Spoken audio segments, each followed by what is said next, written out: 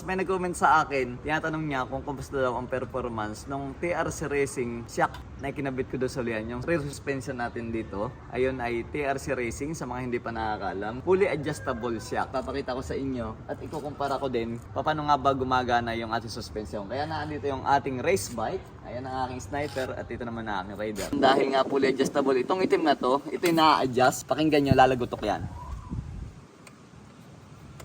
Yung rebound na yun, pag rebound niyang ganyan, pwede niyong kontrolin kung gaano kabilis yung pagbalik. Ang pag-adjust ng laro ng suspension nyo, depende sa rider. Kagaya ko, ako, slim lang yung katawan ko, 62 kilo. So ito, pang araw-araw natin, isa-set up nyo ito, depende sa weight ng rider.